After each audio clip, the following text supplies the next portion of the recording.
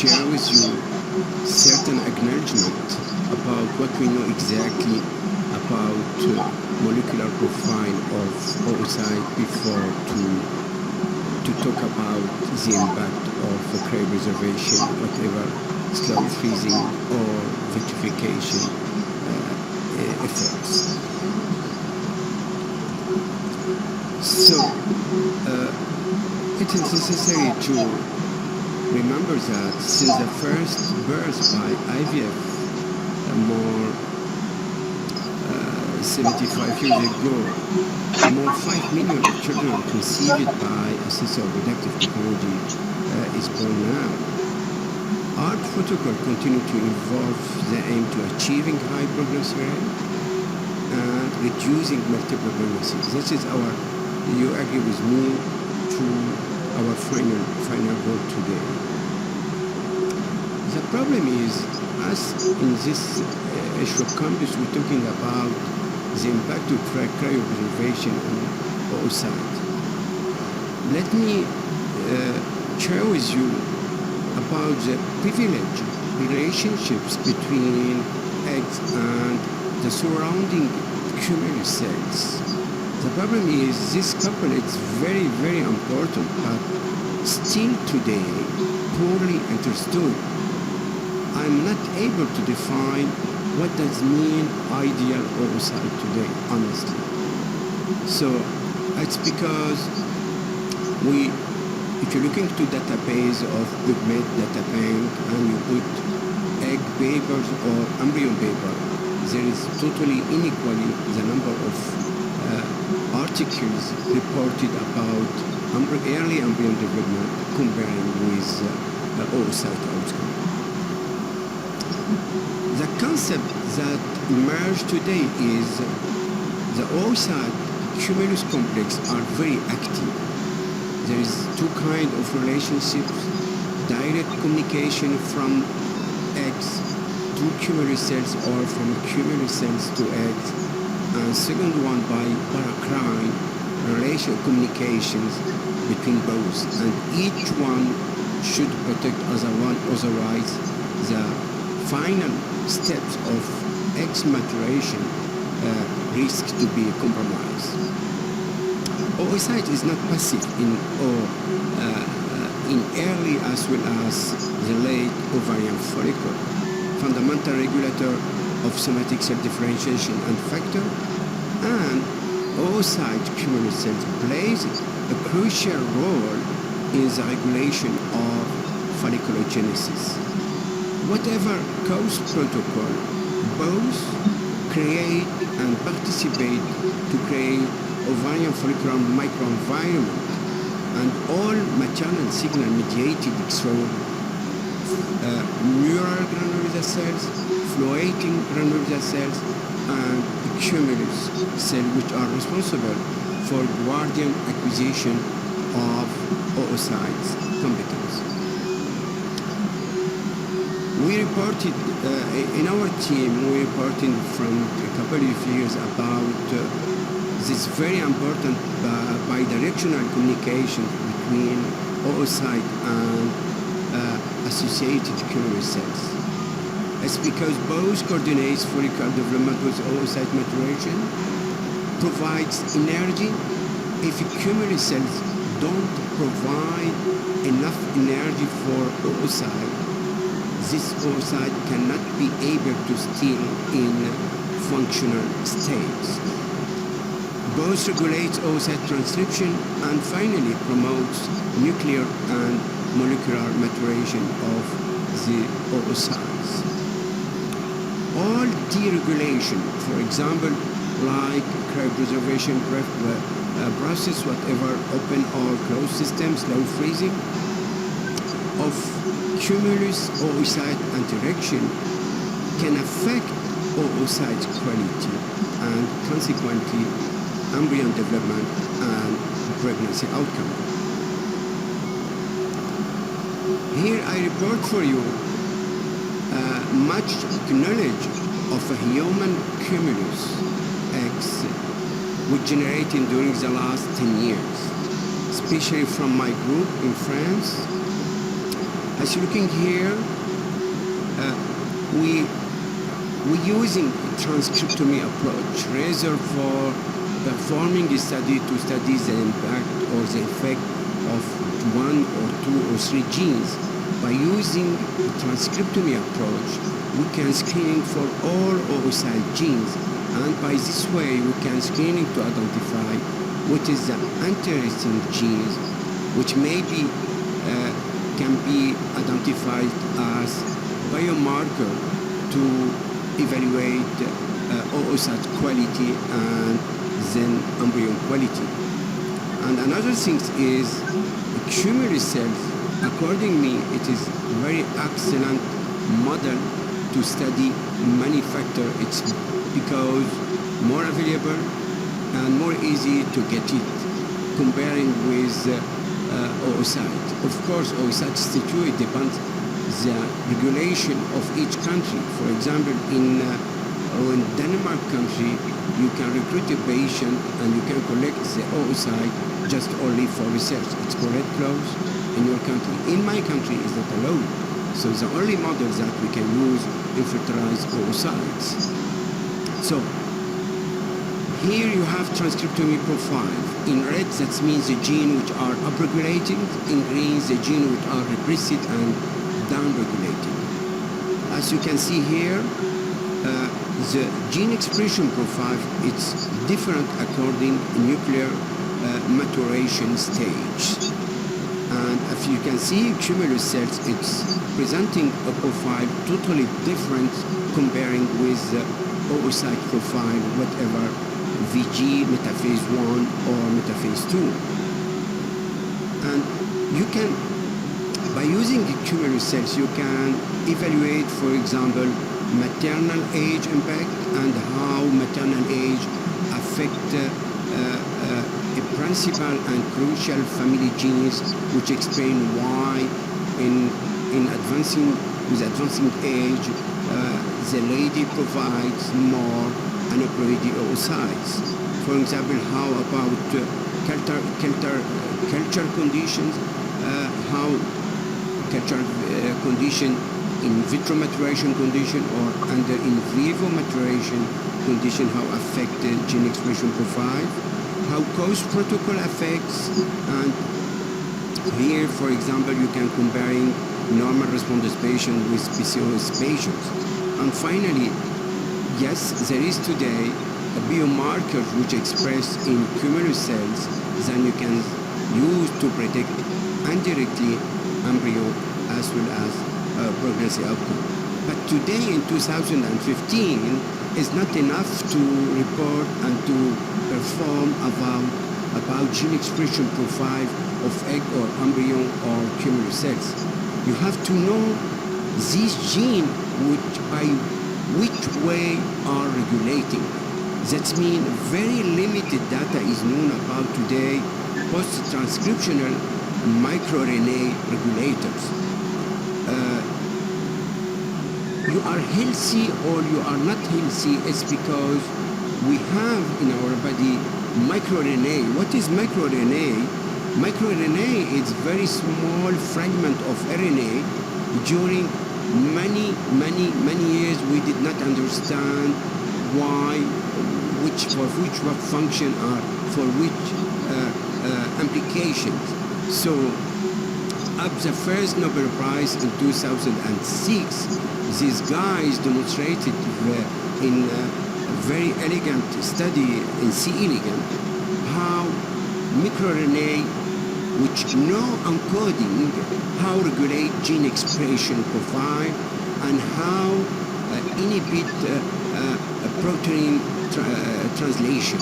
So by this way, it's not enough to identify very interesting genes, we have to know which microRNA regulates. And the second Nobel Prize in 2013 to demonstrate how microRNA, there is two ways for transportation from nucleus to cytoplasm with the cells, even free microRNA or as exosome transportation in very microvesicle. And two American and German guys who are receiving a Nobel Prize in 2013.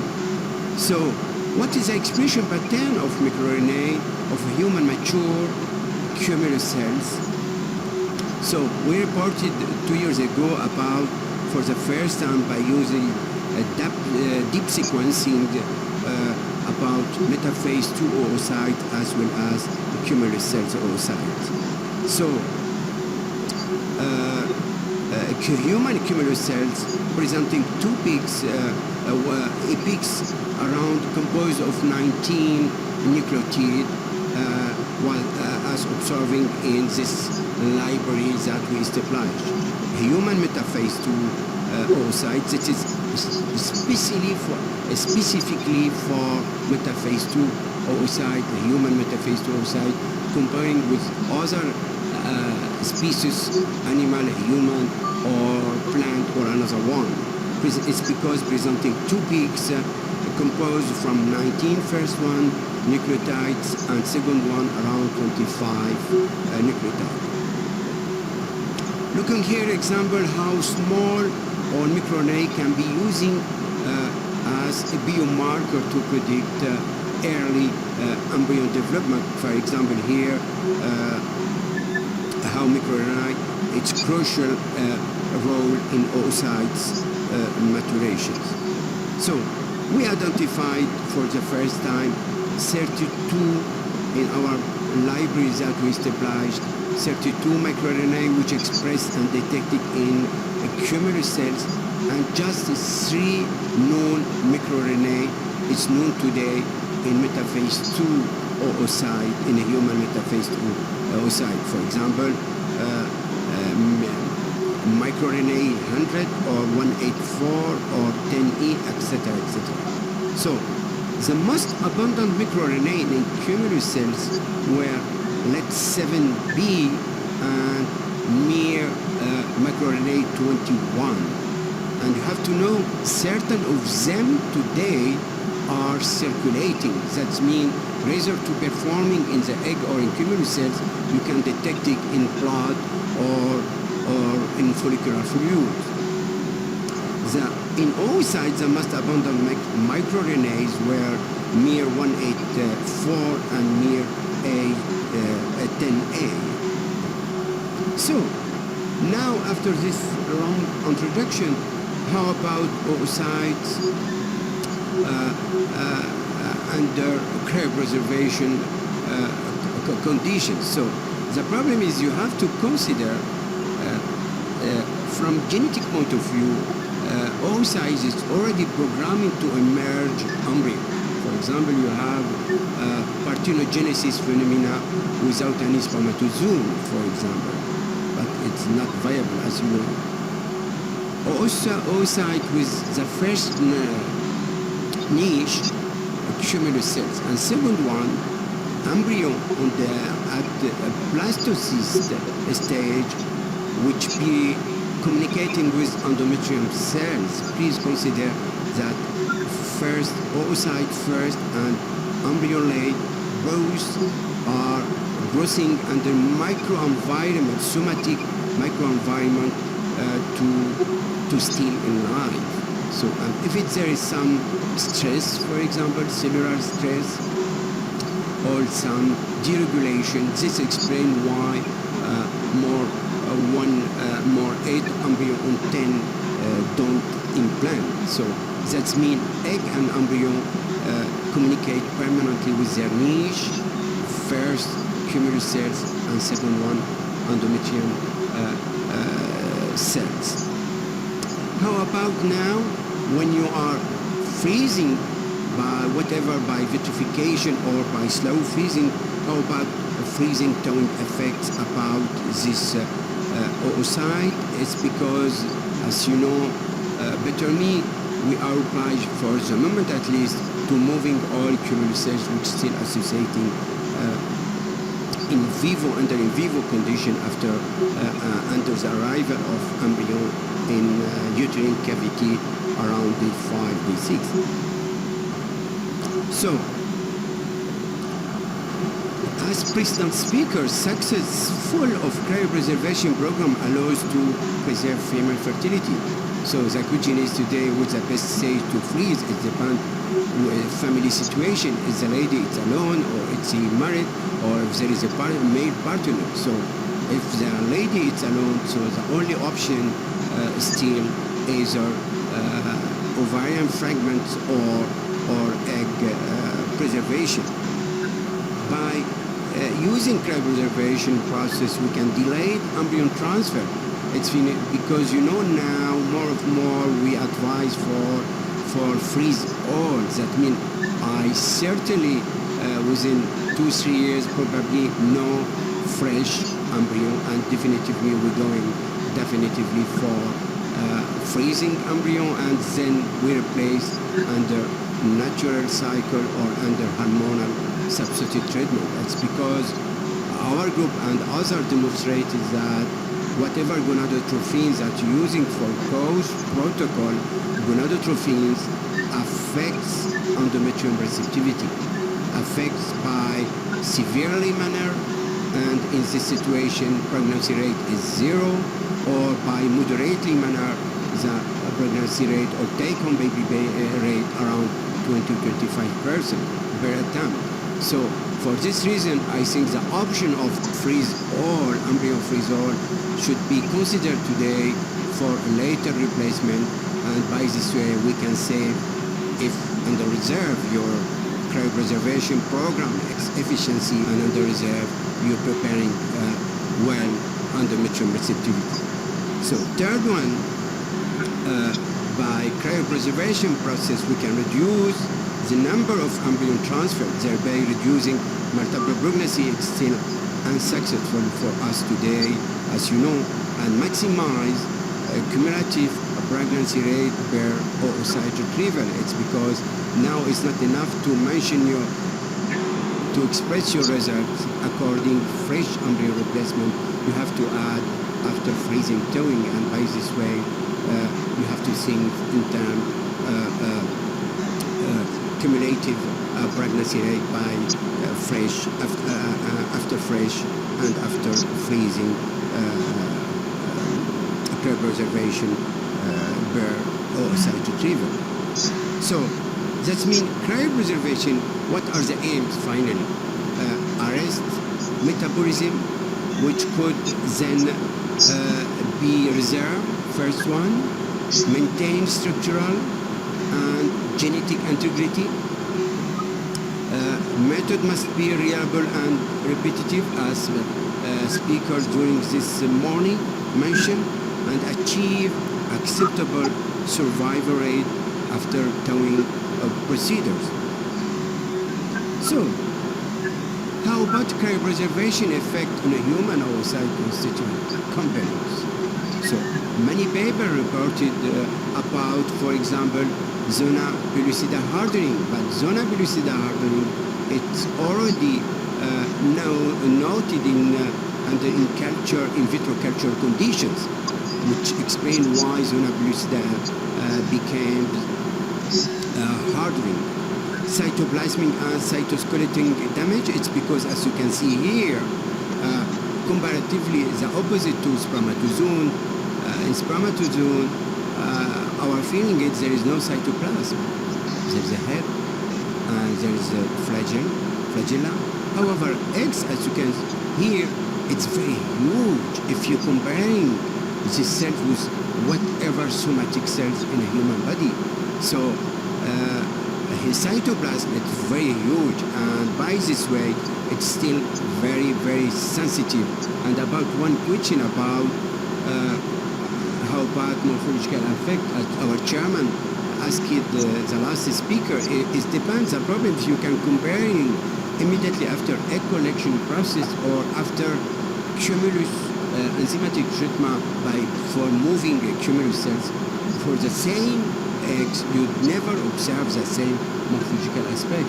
And this explains for certain situation, you don't believe when you injected you're making XC procedure, probably your oocyte is degenerated, and one day more it's fertilized. So, and this explains, so please integrate the enzymatic impact which modifies totally morphological aspects, but very temporary modification. It's because one day more it's totally different. So polar body damage, as the last speaker speaking about it, membrane permeability, mitochondrial impact of reprogramming. I tell you one of two big chapters that in ART today still without answer is about imprinting disease.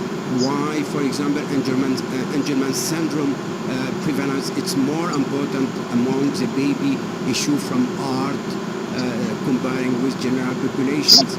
So one of chapter is probably our cultural condition prolongating or short culture period maybe affect reprogramming oocytes and or all our in vitro culture condition, probably CO2, oxygen. So that means today we have to be careful, except that we achieved excellent success rate. We have to be careful. It's because imprinting disease is still without rational and clear explanation today. So now for oocyte system, many studies reported by using transcriptomy approach or genomic approach, proteomic or metabolomic approach to understand exactly what's happening under cryopreservation procedures. In our groups, as we have a platform, transcriptomy platform, we decided to perform by using this approach to evaluate the impact of a cryopreservation procedure. So I don't comment this, it's because longly during this morning we talked about, but one message is slow freezing means ice crystal formation, vitrification, whatever open or closed system, no ice crystal are formed. So from 98, it was very excellent progress once the human genome was decrypted. And we know like me today, human genome is composed around 25,000 genes. By this way, by using microchips, RNA microRNA chips, razor to screen for 1 or 2 genes, we can screen for thousands of genes. So if you looking genomic or full whole genome by using microRNA microRNA chips, or just only for interesting about the transcript RNA, that means you're using transcriptomy profile or proteomic by screening for interest proteins, or functionomic or metabolomic to identify an interesting metabolism in culture or metabolomic in the cells or in culture medium. So here I report for you all studies investigation to evaluate the impact of cryopreservation procedure on gene expression profile of oocytes. As you can see here, the majority of reported study concern animal species and very slow, and a couple of studies, 3 concerning a human. So here you have which procedure that used to study to perform by using RT-PCR or MicroRNA. At my knowledge, there is 2 studies, one in mouse and another one. This is our study in a human, for which to respond about this problematic we're using MicroRNA approach. So up to date, still little is known about the effects of a cryopreservation procedure on a human oocyte gene expression. So we reported 3 years ago about the impact of slow freezing versus vitrification about metaphase 2, human metaphase 2 oocyte by using transcriptomy approach. In our hands, in my group, we're using a closed system according French law since 2011, and for freezing we're using VitKit of Irvine Scientific. This is a protocol. For eggs as well as for embryo and oocyte Thawing protocol, we're still using the same protocol as suggested and advised by Irvine Scientific. But honestly, as certain speaker mentioned, you have to control and to check all details, and especially how many time you spend for your training before to start to freeze, to vitrify egg or embryo. Training is very important period, so probably for certain 1 month, 2 months, 3 months, or 6 months. So this is very important detail according to me before to start. And another point is to comparing between many operators in the same lab. As you can observe, we never achieve the same result according operator. So the protocols that we're using to perform and to study the impact of cryopreservation on egg gene expression profile is here. For example, you have fresh oocyte using as a control, and here you have oocyte which cryopreserved by slow freezing, and after vitrification or in a closed system. The procedure is very known now. After RNA extraction, amplification, and labeling, we did the hybridization on chips. We're using Affymetrix gene chips. And once we have the cluster, we can compare it. It's because you have to know in transcriptomy approach, you never think in terms of absolute value, but you have to compare, for example, cluster from tissue 1 with clustering by tissue 2, and then you can cross. That's mean by using a statistical analysis microarray, we can see if, for example, the transcriptomy profile of tissue 1 comparing the transcriptomy profile of tissue 2, if they are similar or if they are totally different significantly or not. This is the rules, no absolute value by using the transcriptomy approach. And you can collect thousands of data. You need skilled teams in bioinformatics to analyze all this data and to tell if by comparing method 1 with method 2 if there is difference or not, etc. Not by visual to decide. Here you have the cluster of gene expression profile of fresh using as reference, as control, comparing with oocyte which was frozen after slow frozen and or after vitrification of a closed system. How we have you have to read this clustering. So in vertical you have sample by sample, and in horizontal this is the gene.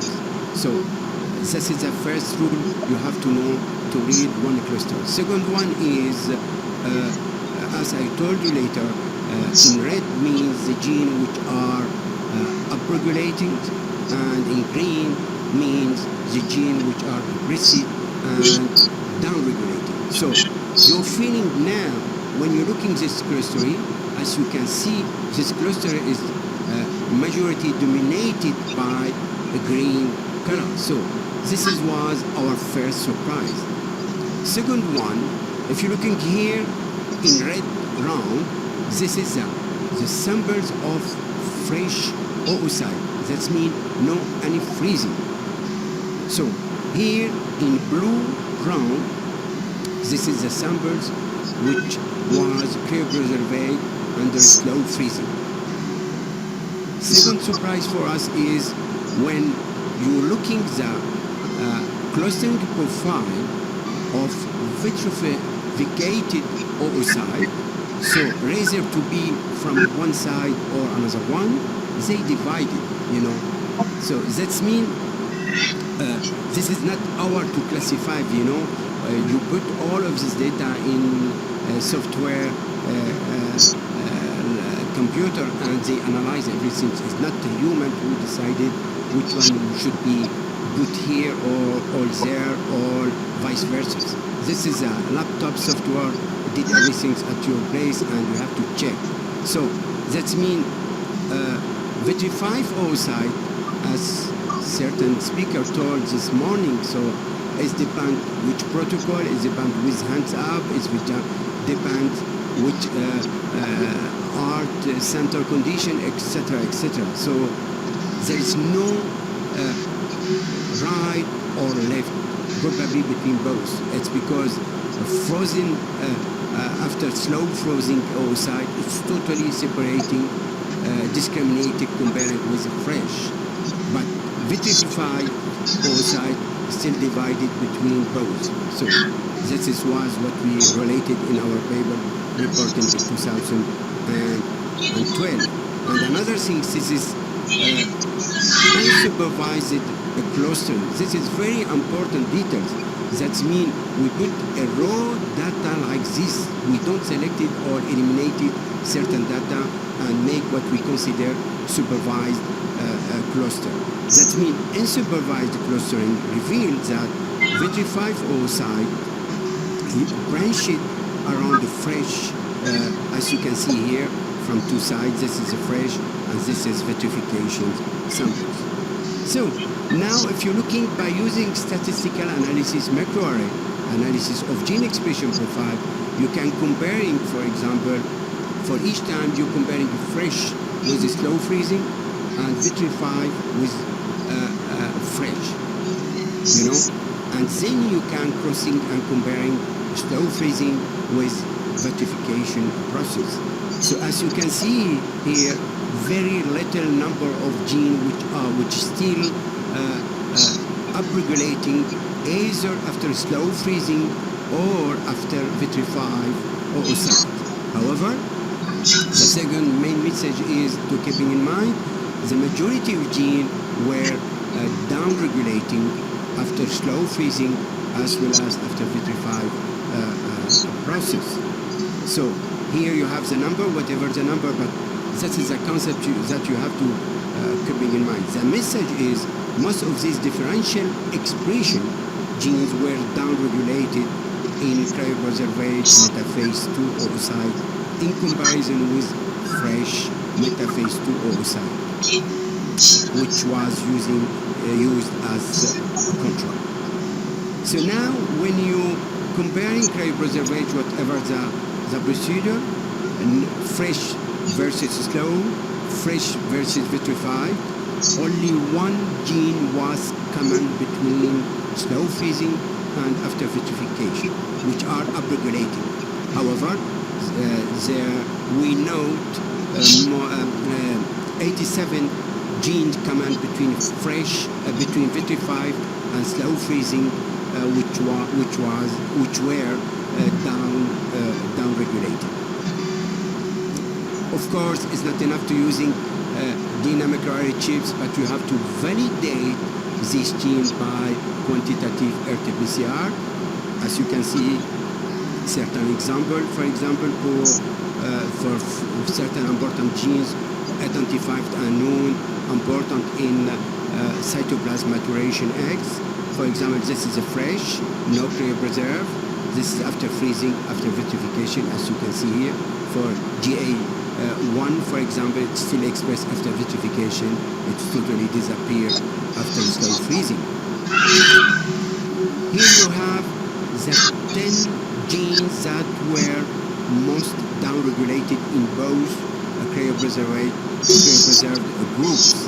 This is no cryopreserved versus slow freezing. Here, fresh versus vitrified. Here you have all fold change were in negative. So, and this explains, for example, you have among the genes which were downregulated in both, we note nitric oxide signaling pathway, ovarian signaling pathway, role of macrophage, fibroblast, endothelial cells, or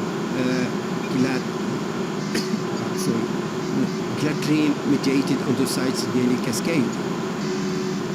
Now, when you express in terms differential expression in slow and vitrified oocyte, as I already mentioned, 87 genes which were downregulated between slow freezing comparing with vitrified freezing.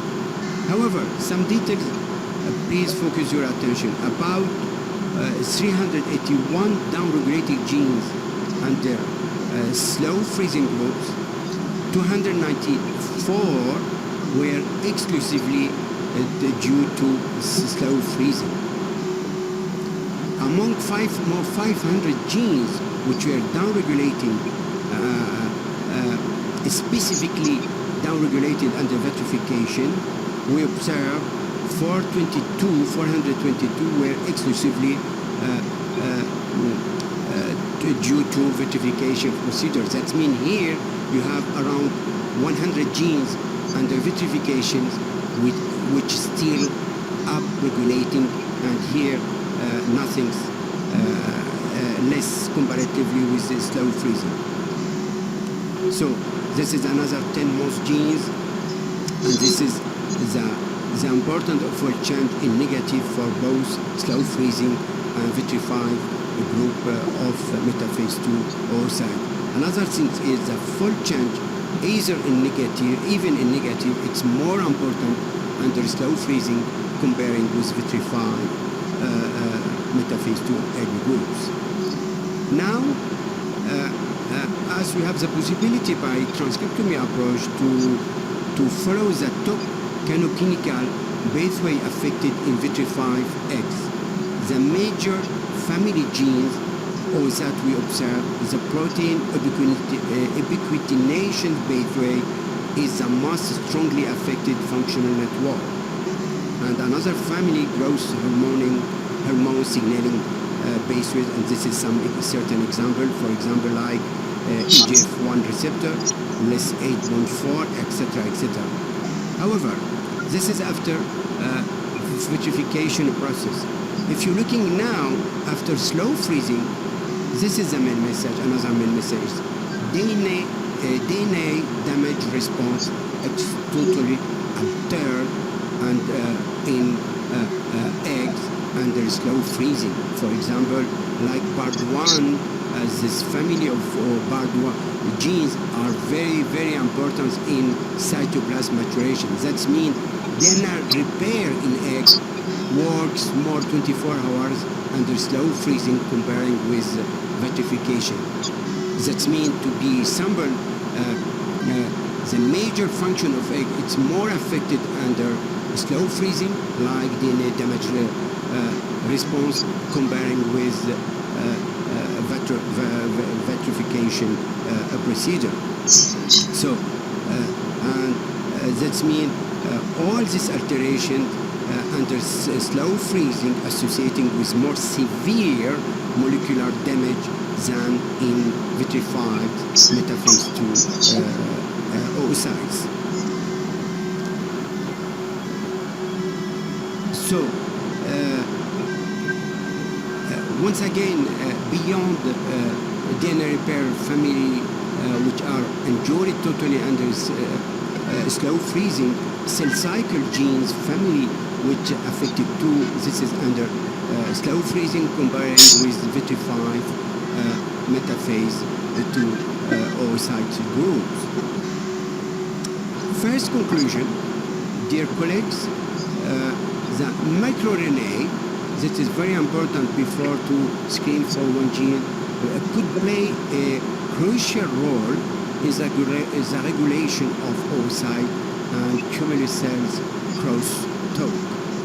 As such, tools should help improving our understanding. It's because if you would like to improve something, it's first you have to understand what's happening. Otherwise, you cannot improving anything and you still unbreak you test protocol 1, protocol 2, protocol 3, etc., etc. So that's mean, yes, microRNA today should be considered as a tool. If you're looking in cancer area today, microRNA, that is either prognosis, diagnosing, and also therapeutic. Imagine for certain cancer, now we can treat with anti-microRNA to help the patient against his terrible disease. So that's mean really for us today, it is time to write this chapter and to use this very power tool to understand what are the question, cryopreservation protocol, culture medium, cause protocol, etc. So by this way, by using this tool, we can improving our understanding. For IVIV and DXE areas, the present data paves to the way to the future perspective during microRNA as biomarkers to identify the oocyte developmental competence. So, both slow freezing and vitrification more deleterious consequences on the oocyte development competence than vitrification procedure. The lower implantation rate, as mentioned by speakers, the lower of pregnancy rate after slow freezing may explain by the specific alterations to their gene expression profile. Accordingly, the use of slow freezing of a human oocyte should be definitively abandoned today in benefit of vitrification procedure.